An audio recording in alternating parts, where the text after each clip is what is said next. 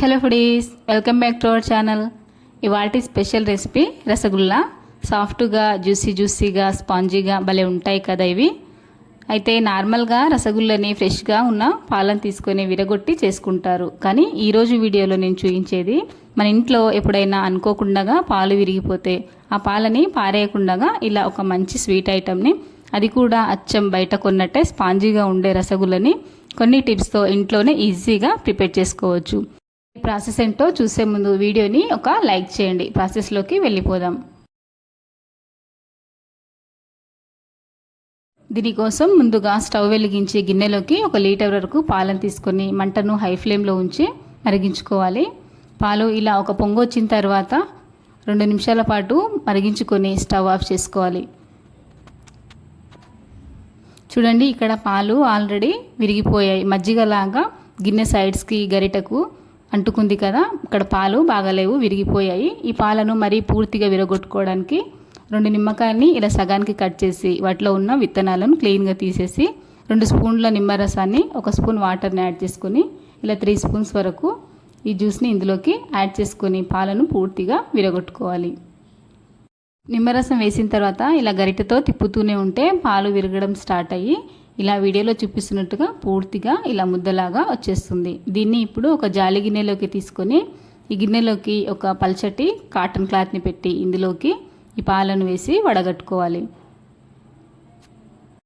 ఇలా వాటర్ లేకుండా వడగట్టిన తర్వాత ఇందులోకి మరికొన్ని మంచినీళ్ళను కూడా పోసి ఒక 2-3 సార్లు క్లీన్గా వాష్ చేసుకొని పూర్తిగా వాటర్ లేకుండా దీన్ని గట్టిగా పిండేసి ఒక ప్లేట్లోకి తీసుకోవాలి. చూడండి, ఇలా ముద్ద అనేది వాటర్ లేకుండా గట్టిగా ఉండేటట్టు తీసుకొని దీన్ని చేతి మణికట్టుతో బాగా గట్టిగా ప్రెస్ చేస్తూ రవ్వ లేకుండా చపాతి పిండిలాగా సాఫ్ట్గా కలిపి ఒక ముద్దలాగా చేసి దీన్ని పక్కకు ఉంచుకోవాలి. దీన్ని ఒక 10 నిమిషాల పాటైనా ఇలా చేతితో ప్రెస్ చేస్తే సాఫ్ట్ ముద్దలాగా తయారవుతుంది.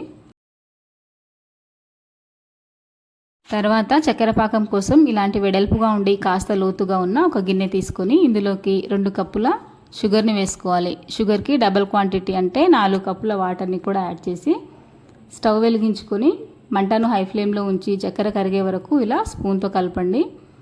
చక్కెర కరిగిన తర్వాత మంటను మీడియం ఫ్లేమ్లో ఉంచి ఈ చక్కెర పాకాన్ని బాగా మరిగించుకోవాలి.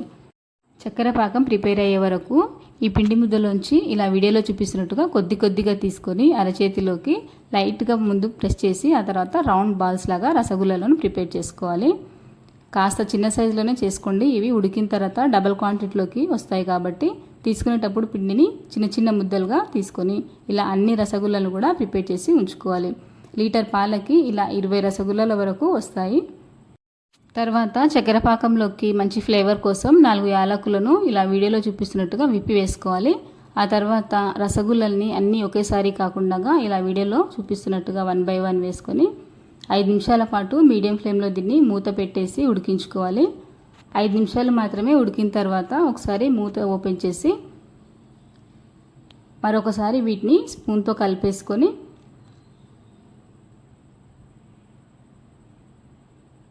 మూత మూసి ఇంకో 5 నిమిషాల పాటు అంటే మొత్తానికి ఒక 10 నిమిషాలు మాత్రమే వీటిని ఉడికించుకొని ఆ తర్వాత స్టవ్ ఆఫ్ చేసుకోవాలి. మరి ఎక్కువసేపు ఉడికించుకుంటే ఇవి గట్టిపడిపోయే అవకాశం ఉంటుంది కాబట్టి కేవలం 10 నిమిషాలు మాత్రమే ఉడికించుకున్న తర్వాత వీటిని వేరే బౌల్లోకి ట్రాన్స్ఫర్ చేసుకొని పూర్తిగా చల్లారిన తర్వాత 4-5 గంటల తర్వాత వీటిని తీసుకొని సర్వ్ చేసుకోవచ్చు. ఫ్రీజర్లో మాత్రం అస్సలు ఉంచుకోకండి, అలా ఉంచితే ఇవి గట్టిగా బిగుసుకుపోతాయి.